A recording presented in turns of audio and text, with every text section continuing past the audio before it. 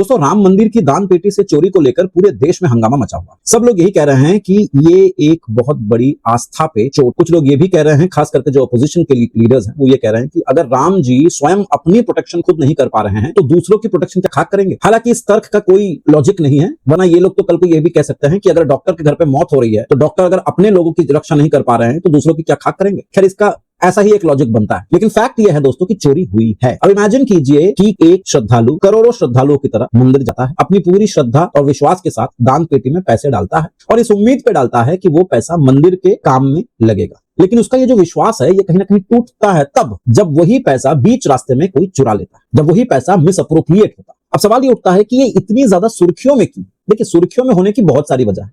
राम मंदिर अयोध्या में जो बना हुआ है वो 500 साल की संघर्ष के बाद बना हुआ, हजारों क्रिटिसिज्म्स को दरकिनार करके बना हुआ, तो स्वाभाविक सी बात है उसको लेके पॉलिटिकल लेवल पर मुद्दा उठाए जाएंगे और वो उठाए जा भी रहे। लेकिन शॉकिंग बात यह है कि ये जो पैसा चोरी हुआ है ये किसी बाहर वाले के खिलाफ एलिगेशंस नहीं है, बल्कि एलिगेशंस उन पे लगाए जा रहे हैं जिनके ऊपर इन डोनेशंस का जो पैसा आता था उसको गिनने की जिम्मेदारी दी गई थी। यानी कि जिसके ऊपर ये जिम्मेदारी दी गई है कि भाई आप पैसा गिनोगे, उसने खुद ही वहां से पैसा मिसअप्रोप्रिएट किया, जिस वजह से ये एक बहुत बड़ी कंट्रोवर्सी भी बन गई। और अब इसी कंट्रोवर्सी की वजह से अयोध्या में बसा राम मंदिर आज पूरे देश की चर्चा का विषय बना हुआ। लेकिन क्या ये सिर्फ एक चोरी का मामला है या एक बड़े सिस्टम का फेलियर। एक और सवाल जो मेरे दिमाग में आता है वो ये है कि ये जो डोनेशन लेना और फिर उसका जो मैनेजमेंट, ये कोई पहली बार तो नहीं हो रहा है, राम मंदिर में ही ऐसा हो रहा है। डोनेशन की जो प्रथा है उसकी जो मैनेजमेंट का जो सिस्टम है ये केवल राम मंदिर में हो रहा है ऐसी बात तो है नहीं, देश के और भी बहुत सारे बड़े बड़े मंदिर हैं। तो क्या राम मंदिर की जो व्यवस्था है वो दूसरे बड़े मंदिरों से अलग है। एक और जो सवाल आता है वो ये है कि अयोध्या बार एसोसिएशन की तरफ से ये बयान आया था दोस्तों कि आरोपियों के लिए वो नहीं लड़ेंगे केस। अयोध्या के बार एसोसिएशन ने ये डिक्लेयर किया है, ये अनाउंस किया है कि वो इस केस के अक्यूज्ड जो हैं उनके साथ या उनके लिए केसेस नहीं लड़ेंगे। अब ये स्टेटमेंट ने एक लीगल कंट्रोवर्सी को क्रिएट कर दिया। वो कंट्रोवर्सी क्या है वो तो डिटेल्स में आपको पता चली जाएगा वीडियो के आगे, लेकिन प्रारंभिक तौर से उन्होंने ये कहा है, जिसकी वजह से जो सवाल निकला है वो ये है कि क्या भारत का संविधान ये किसी भी बार एसोसिएशन को ये अनुमति देता है कि वो किसी का केस लेने से मना कर दे, इनकार कर दे, क्योंकि रूल ऑफ लॉ के तहत तो ये उनका अधिकार है। दोस्तों, शुरू करते हैं इस पूरे मुद्दे को जड़ से समझना। ये पूरा मामला शुरू कहां से होता है। देखिए, राम मंदिर जो है ये पूरे देश की आस्था का प्रतीक है, इस पे कोई दो राय है नहीं। हर साल करोड़ों लोग राम मंदिर दर्शन करने आते हैं, पूरी श्रद्धा और ईमानदारी के साथ आते हैं, अपने परिवारजनों के साथ आते हैं और इन्हीं में से बहुत सारे लोग राम मंदिर के डोनेशन या दान पेटी में पैसे भी देते हैं। कितना पैसा देते हैं या कौन कितना पैसे उसके अंदर डालता है ये इंपॉर्टेंट नहीं है। इंपॉर्टेंट ये है कि 10 रुपए से 500 रुपए तक सब लोग श्रद्धा और विश्वास के साथ पैसे देते हैं। कई लोग ऐसे भी आते हैं जो सोना चांदी की चीजें भी वहां पे देते हैं, गहने भी देते हैं। क्या आप लोगों ने कभी सोचा है कि इतना सारा पैसा, इतना सारा कीमती सामान, ये सब हैंडल कैसे होता है, प्रोसेस क्या है। दोस्तों, राम मंदिर में उसके कैंपस के अंदर लगभग 35 हुंडी या डोनेशन बॉक्सेस, दान पेटियां हैं। भक्त अपने श्रद्धा के अनुसार, विश्वास के अनुसार उन दान पेटियों में पैसे डालते हैं। इसको हैंडल करने का एक फिक्स तरीका है।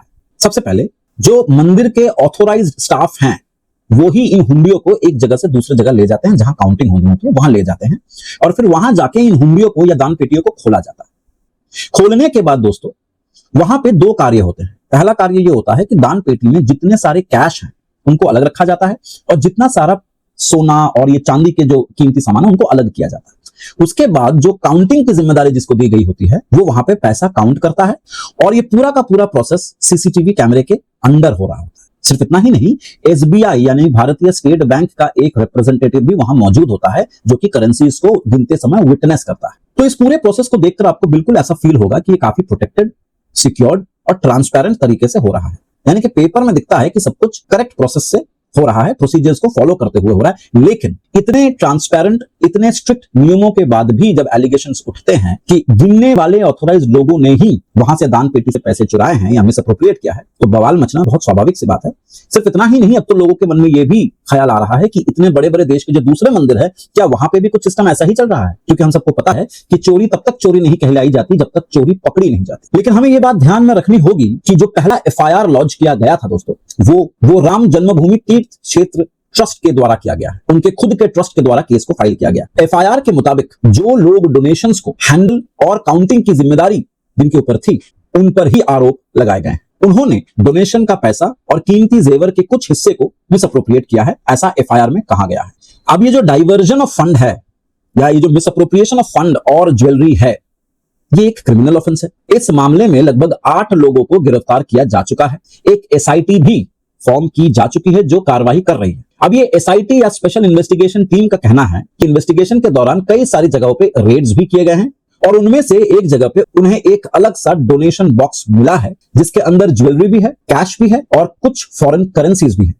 ये बरामद किए जा चुके हैं। अब एक्चुअली में मुद्दा यह है कि इन्वेस्टिगेटर्स ये जानने की कोशिश कर रहे हैं कि ये कोई आइसोलेटेड केस है या और भी जगहों पे और भी बड़े मंदिरों में या कम से कम इसी मंदिर में और भी ऐसे केसेस हैं या नहीं, क्योंकि ये बहुत ही क्लियर तरीके से स्पष्ट हो जाता है कि सिस्टम के अंदर, प्रोसीजर के अंदर कहीं ना कहीं कोई फ्लॉ है, कोई लीकेज है जिसका फायदा उठाया गया है। लेकिन यहां एक बात जरूरी है, इस वक्त पूरा देश इस इन्वेस्टिगेशन के ऊपर नजर गड़ाए बैठा हुआ और ये मामला अभी भी इन्वेस्टिगेशन लेवल पर ही है। कोर्ट ने भी किसी को दोषी करार नहीं दिया है। तो हम इस वीडियो में कौन दोषी है कौन दोषी नहीं है इस पे चर्चा नहीं करेंगे हम, बल्कि ये बात समझने की कोशिश करेंगे कि ये हुआ कैसे, इन दान पेटियों को मैनेज कैसे किया जाता है और कहां से लीकेज होने की संभावना है और साथ ही साथ इसके पॉलिटिकल, सोशल, कल्चरल इंपैक्ट्स क्या हो सकते हैं। दोस्तों, अब तक हम समझ चुके हैं कि ये दान पेटी का जो पैसा है वो मैनेज कैसे होता है, क्या क्या प्रोसीजर होती है, कौन कौन लोग शामिल होते हैं, किस तरीके से उनको गिना जाता है, किस परिस्थिति में गिना जाता है, क्या बैंक का कोई रिप्रेजेंटेटिव होता है। ये तमाम चीजें हम लोगों ने बात कर ली। अब समझने वाली बात यह है कि इसका लीगल एंगल क्या हो सकता है। अगर मान लेते हैं कि अगर इन्वेस्टिगेशन के दौरान ये पता चलता है या प्रमाणित हो जाता है कि जितने सारे एलिगेशंस लगाए गए थे, जिन लोगों पे लगाए गए थे, वो एलिगेशन अगर प्रमाण हो जाता है तो इंडिया का जो कानून है, इंडिया की जो लीगल सिस्टम है,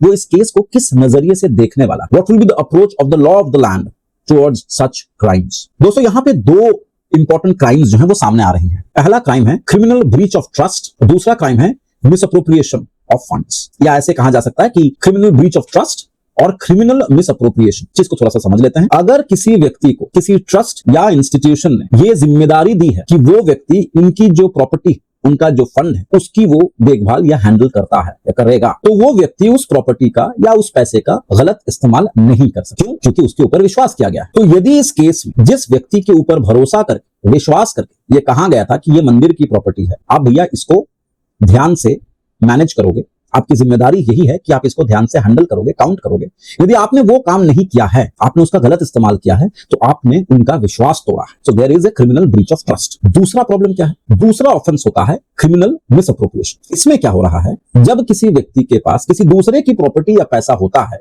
और वो उस प्रॉपर्टी या पैसे का गलत इस्तेमाल करता है जो कि उसके अथॉरिटी में नहीं है, उसकी अथॉरिटी के बाहर जाके कोई ऐसा कार्य करता है जो उसके अधिकार के अंदर नहीं है, तो मिसअप्रोप्रिएशन का सेक्शंस जो हैं वो लग जाते हैं। इन सिंपल लैंग्वेज में इन दोनों को अगर हम समझें तो क्रिमिनल ब्रीच ऑफ ट्रस्ट कुछ ऐसा है कि इमेजिन कीजिए कि आपको किसी व्यक्ति ने कुछ पैसा या अपनी प्रॉपर्टी आपको विश्वास करके दी एक पर्पस के लिए, और आपने उस विश्वास को तोड़कर उसी पैसे को किसी दूसरे पर्पस के काम में लगाया, तो आपने उसका विश्वास तोड़ा। That is criminal breach of trust. अब दूसरी तरफ किसी और की प्रॉपर्टी को अगर कोई व्यक्ति बिना अथॉरिटी के अपने किसी फायदे के लिए इस्तेमाल करता है, that will be criminal misappropriation. और अगर आप ध्यान से देखें इन दो सेक्शंस को या इन दो ऑफेंसेस को, तो राम मंदिर के अंदर जो घटना घटी, उस घटना में जो लोगों के अगेंस्ट में आरोप लगाए गए या जिन लोगों के अगेंस्ट में या अक्यूज के अगेंस्ट में जो केसेस या एफआईआर फाइल हुई है, वहां ये दोनों चीजें अप्रोप्रिएटली लागू होता है। तो अगर प्रमाणित हो जाए ये दोनों सेक्शन या ये दोनों ऑफेंसेस, तो सजा तो तय है। और इस काम में जो और लोग इसमें इन्वॉल्व थे, जिन्होंने अपने हाथों से कुछ नहीं किया भले ही, लेकिन कॉन्स्पिरेसी का हिस्सा थे, तो उनके ऊपर क्रिमिनल कॉन्स्पिरेसी का भी केस लग सकता है। लेकिन एक बात फिर से याद रखिएगा आप लोग कि कौन सी एग्जैक्ट लीगल ऑफेंस या प्रोविजंस लगनी चाहिए या कौन सी नहीं लगनी चाहिए, ये एविडेंस कलेक्शन, इन्वेस्टिगेशन और चार्जशीट के बाद ही पूरी तरह से पता चलेगा। और जाहिर सी बात है, पब्लिक ओपिनियन या मीडिया रिपोर्ट्स पे ये डिसाइड नहीं होता है कि कौन सा सेक्शन किस पे लगेगा। लेकिन लीगल प्रोसेस अरेस्ट तक तो खत्म नहीं होगा। एक क्रिमिनल केस इंडिया में उसका जो प्रोसेस होता है वो कुछ ऐसा होता है कि एक एफआईआर होता है, उसके बेसिस पे पुलिस इन्वेस्टिगेशन करती है, एविडेंस कलेक्ट करती है, अपना केस को मजबूत करती है, फिर चार्जशीट फाइल होती है और उन्हीं चार्जेस के ऊपर बेस करके कोर्ट में ट्रायल शुरू होता है। ट्रायल के दरमियान जो प्रोसिक्यूशन है वो अपने तथ्यों के बेसिस पे ऑफेंस को प्रमाण करता है और जो उनको बचाने की कोशिश करता है, जो डिफेंस का लॉयर होता है, वो उन तथ्यों को खारिज करने की कोशिश करता है और अंततः इस ट्रायल के बाद कोर्ट अपना फैसला सुनाती है। आमतौर पर हमारे देश की क्रिमिनल प्रोसीडिंग का पार्ट या प्रोसेस। इस बात को मैं इसलिए कह रहा हूं क्योंकि मीडिया ट्रायल काफी जोरों शोरों से चल रहा है। जिनको भी अरेस्ट किया गया है उन्होंने अरेस्ट और गिल्टी को समान रूप से समझ लिया। जो गिल्टी है और जो अरेस्ट हुआ है, इसमें बहुत अंतर होता है। हमें उस अंतर को समझकर, इस केस की सेंसिटिविटी को समझते हुए हमें इन्वेस्टिगेशन पे अपनी नजर गड़ाए रखनी है। अब हमें पता करना है कि अंततः होता क्या, because it is too premature to discuss about और to come to conclusions on such complex cases. इस लीगल एंगल में एक और प्रॉब्लम है जिसके बारे में हम लोग पहले ही बात कर चुके थे कि राम अयोध्या की जो बार एसोसिएशन, उन्होंने जब इस मुद्दे को उठाने से मना किया है, जब उन्होंने कहा है कि उनकी तरफ से अक्यूज को कोई भी लीगल सेवा नहीं दी जाएगी, यहां से एक कंट्रोवर्सी अलग शुरू हुआ। लेकिन इसी केस में जिस कंट्रोवर्सी की हम बात कर रहे थे वो भी एक इंपॉर्टेंट एस्पेक्ट है कि जो लीगल एक्सपर्ट्स के बीच भी डिबेट का विषय बन गया है कि जब अयोध्या बार एसोसिएशन ने अनाउंस किया कि इस केस के आरोपियों को कोई भी लॉयर डिफेंस नहीं करेगा, तो रिपोर्ट्स के मुताबिक अगर वकील उनका केस नहीं लेता है तो उस पर फाइनेंशियल पेनल्टी लग सकती है या लगाई जा सकती है। पहली नजर में यह डिसीजन इमोशनल लग सकता है, लेकिन आखिर आरोप राम मंदिर की डोनेशन से जुड़ा हुआ है। लेकिन क्या कानून भी इसी तरह की सोच रखता है? तो जवाब यह है कि बिल्कुल नहीं रखता। भारत के संविधान में आर्टिकल 21 के तहत किसी भी व्यक्ति को रूल ऑफ लॉ का अधिकार है, यानी कि जब भी उसके विरुद्ध में कोई केस फाइल करता है तो उसकी एक प्रॉपर हियरिंग होना, एक फेयर ट्रायल उसकी अधिकार के अंदर। तो इमोशन के ऊपर बहकर अगर अयोध्या बार एसोसिएशन ने डिसाइड किया कि हम उनका केस डिफेंस नहीं करेंगे या किसी दूसरे वकील को भी अलाउ नहीं करेंगे कि आप जो है उनका डिफेंस करें, तो यह मेरे हिसाब से गलत है। क्योंकि चाहे कितना भी सीरियस क्राइम के आरोप क्यों ना लगे हों, उस व्यक्ति का एक फेयर ट्रायल या उसका अधिकार है, संवैधानिक अधिकार। और इसी आर्टिकल 21 की बुनियादी तौर पर, रूल ऑफ लॉ की बुनियादी तौर पर हाईकोर्ट और सुप्रीम कोर्ट पहले भी ये बहुत ही स्पष्ट रूप से कह रखा है कि कोई भी बार एसोसिएशन कलेक्टिवली ये डिसाइड नहीं कर सकती कि किसी अक्यूज का या किसी अक्यूज को लॉयर्स नहीं दिए जाएंगे। ये पहले ही स्पष्ट करके कहा जा चुका है, क्योंकि ये बहुत क्लियर तौर पे समझना पड़ेगा कि बार एसोसिएशंस गिल्ट प्रमाण नहीं करते हैं या गिल्ट है या नहीं है, ये काम बार एसोसिएशन का नहीं, ये काम कोर्ट्स का है। ये ना ही काम बार एसोसिएशन का है, ना ही पब्लिक का है, ना ही सोशल मीडिया का है। रूल ऑफ लॉ का सिंपल मतलब ये होता है आम भाषा में कि हर क्रिमिनल के पास एक कॉन्स्टिट्यूशनल अधिकार है कि उसे भी अपनी बात रखने की जगह मिले, उसे भी एक फेयर ट्रायल का अधिकार है, संवैधानिक अधिकार।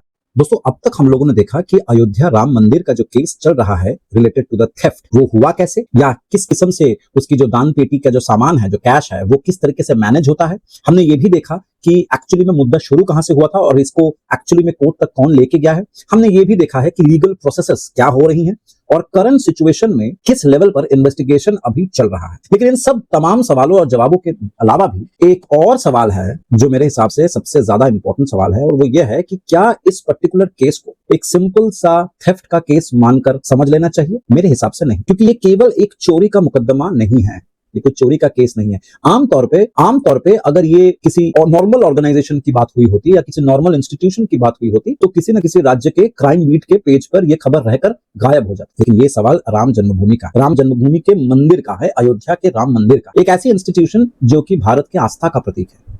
ये केवल कोई रिलीजियस इंस्टीट्यूशन ही नहीं है, भारत की पहचान का प्रतीक है। राम मंदिर अयोध्या एक सिविलाइजेशन का सिंबल है और हमेशा से, खास करके पिछले कुछ दशकों से, राम जन्मभूमि मंदिर भारत के पॉलिटिकल और सोशल डिस्कोर्स का एक अहम भूमिका में रहा है। इस मंदिर के निर्माण के लिए देश और दुनिया से करोड़ों लोगों ने अपने हिसाब से डोनेशंस भेजे थे। ये केवल पैसा नहीं था, उनकी श्रद्धा और उनका विश्वास था। कई लोगों ने अपनी सेविंग्स को तोड़वाकर डोनेशंस दिए थे। कई सारे लोगों ने सोना, चांदी, गहने, ये सब भी डोनेट किया था। इससे साफ जाहिर होता है कि राम जन्मभूमि मंदिर करोड़ों लोगों का, जो देश में भी रहते हैं और विदेश में भी रहते हैं, उन सब की भावनाओं का प्रतीक है। इसीलिए जब भी ऐसी इंस्टीट्यूशन से फाइनेंशियल मिसमैनेजमेंट और चोरी जैसी खबरें निकल कर आती हैं तो ठेस भी उतना ही बड़ा होता है। सवाल सिर्फ पैसों का नहीं है, सवाल पब्लिक के भरोसा का है। It's issue on public trust, it's issue of public trust, भरोसे की बात है। जितना बड़ा इंस्टीट्यूशन उतनी ज्यादा जिम्मेदारी, जितना बड़ा इंस्टीट्यूशन उतनी ही स्ट्रॉन्ग अकाउंटेबिलिटी की अपेक्षा लोग रखते हैं। स्ट्रॉन्ग अपेक्षा से मैं ये बताने की कोशिश कर रहा हूं कि एक ऐसी इंस्टीट्यूट जहां स्ट्रॉन्ग इंटरनल कंट्रोल्स होंगे, रेगुलर ऑडिट्स होंगे, क्लियर स्टैंडर्ड ऑपरेशन प्रोटोकॉल या एसओपी होंगे, क्लियर स्टैंडर्ड ऑपरेशन प्रोसीजर होंगे, इंडिपेंडेंट वेरिफिकेशंस होंगी और मैक्सिमम अकाउंटेबिलिटी और ट्रांसपेरेंसी होनी बनती है। इंटरेस्टिंग, मैं आपको एक बात बताता हूं दोस्तों, इस घटना से पहले भी ऑडिट रिपोर्ट्स में, राम मंदिर के ऑडिट रिपोर्ट्स में ये बताया गया था कि डोनेशन मैनेजमेंट में और डोनेशन मैनेजमेंट की प्रोसीजर्स में कुछ वीकनेसेस हैं। और ये जो रिपोर्ट निकली थी ऑडिट की, ये मीडिया के पास थी, मीडिया वालों ने इसको पब्लिश भी किया। प्रॉब्लम्स जैसे कि रिकॉर्ड कीपिंग, इनफैक्ट उस ऑडिट रिपोर्ट के रिकमेंडेशन में यह भी कहा गया था कि जो रिकॉर्ड कीपिंग की जाती है उसको और ज्यादा इंस्टीट्यूशनलाइज, सिस्टमैटिक बनाने की जरूरत है।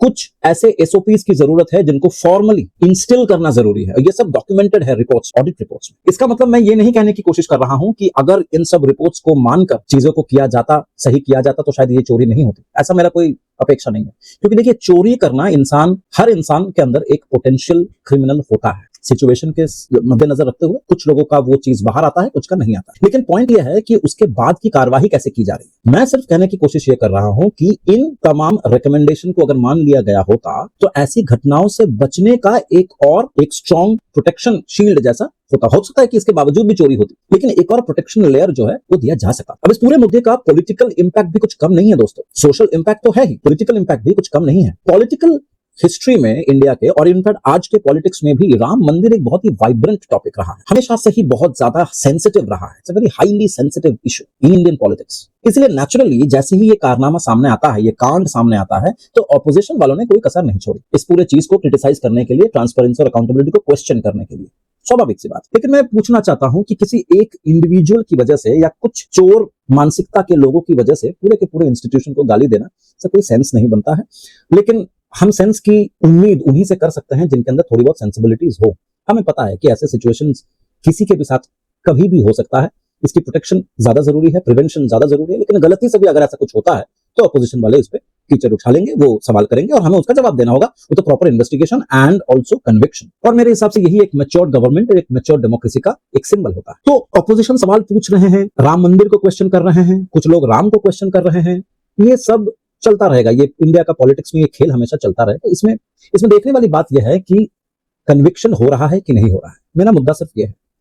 दूसरी बात यह है कि भारत में आज भी बहुत सारे, इनफैक्ट भारत में हिंदू मंदिर जो टेम्पल्स हैं, इनको सरकार कंट्रोल करती है, unlike the other religious institution. तो इसके बारे में भी एक स्पेसिफिक लॉ होना चाहिए जिससे हमारे हिंदू मंदिर जो हैं वो फ्री हो सके, और तभी सही मायने में सेक्युलरिज्म की बात हम कर सकते हैं। एक मेजॉरिटी कम्युनिटी की जो पूजा का जो वर्शिप प्लेसेस हैं, हम अगर उसके ऊपर सरकारी कंट्रोल रखते हैं और दूसरे रिलीजियस इंस्टीट्यूशंस पे सरकार की कोई भी पकड़ नहीं है, तो ये किसी तरीके से सेक्युलरिज्म का प्रिंसिपल तो नहीं हो सकता है। हालांकि ये इस बारे में बातचीत करेंगे तो ये वीडियो काफी लंबा हो जाएगा। हो सकता है कि ये मंदिरों को जो सरकारी चंगुल से छुड़वाने की जो बात है, free the Hindu temples, that could be a part of some other discussions. लेकिन फिलहाल इतना समझते हैं कि काम चल रहा है और क्रिटिसाइज करने के बजाय हमें फोकस करना चाहिए कि इन्वेस्टिगेशन किस तरफ बढ़ रहा है। इन्वेस्टिगेशन का जो करंट स्टेटस है दोस्तों, वो मैं आपके साथ शेयर किया देता हूं। जैसा कि इस वीडियो में शुरुआत में मैंने कहा कि मंदिर के खुद के ट्रस्ट से ही शुरुआती तौर पे एफआईआर किया गया था, और उस एफआईआर के बेसिस पे पुलिस ने अपनी कार्रवाई शुरू करी। सरकार ने एसआईटी फॉर्म करी, एसआईटी ने विभिन्न जगहों पे रेड्स डाले और बहुत सारा चोरी का माल जो है उन्होंने पकड़ा भी है। 8 लोगों की गिरफ्तारी ऑलरेडी हो चुकी है, क्वेश्चनिंग जारी है। एसआईटी टीम का कहना है कि एसआईटी सिर्फ एलिज्ड कैश डाइवर्शन की ही जांच नहीं कर रही है, बल्कि पूरे डोनेशन मैनेजमेंट सिस्टम को भी एग्जामिन कर रही है।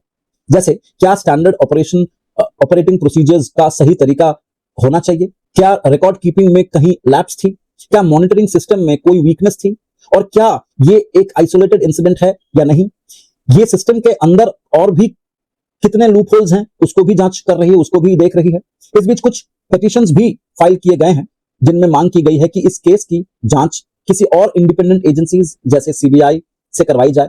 हालांकि अब तक इन्वेस्टिगेशन उत्तर प्रदेश की एसआईटी कर रही है और सही तरीके से कर रही है, लॉ के मुताबिक कर रही है। तो इस पूरी स्टोरी में दोस्तों सबसे बड़ा लेसन जो हमारे लिए है वो ये है, भरोसा और अकाउंटेबिलिटी का सबसे बड़ा सबक यही। कितना पैसा चोरी हुआ, कितना पैसा वापस मिला, किसने चोरी करी, इन सबसे कहीं ज्यादा ऊपर और जो मेन मुद्दा है वो है पब्लिक ट्रस्ट का, भरोसा, अकाउंटेबिलिटी और ट्रांसपेरेंसी को मेंटेन करने का। क्योंकि इंस्टीट्यूशंस की क्रेडिबिलिटी उनके परफेक्शन से नहीं आती, वो तो एक मिथ मात्र है, बल्कि इससे आती है कि जब गलतियां होती हैं तो उसको सुधारने के लिए कितने सक्षम हैं, कितने उद्ग्रीव हैं, कितने ओपन हैं, या कितनी उनकी कैपेसिटी है। उम्मीद करते हैं इस वीडियो में हमने कई सारे एंगल्स को डिकोड करने की कोशिश की है। अगर आप लोगों को अच्छा लगा हो तो ऑब्वियसली चैनल को सब्सक्राइब कीजिएगा, और यदि मेरे तर्क वितर्क से आपसे कोई सवाल आपके मन में उठा है तो जरूर से कमेंट बॉक्स में जरूर से लिखिएगा, क्योंकि मैं हर कमेंट्स का सही तरीके से जवाब देने का पूरी कोशिश करूंगा। जय हिंद, नमस्कार।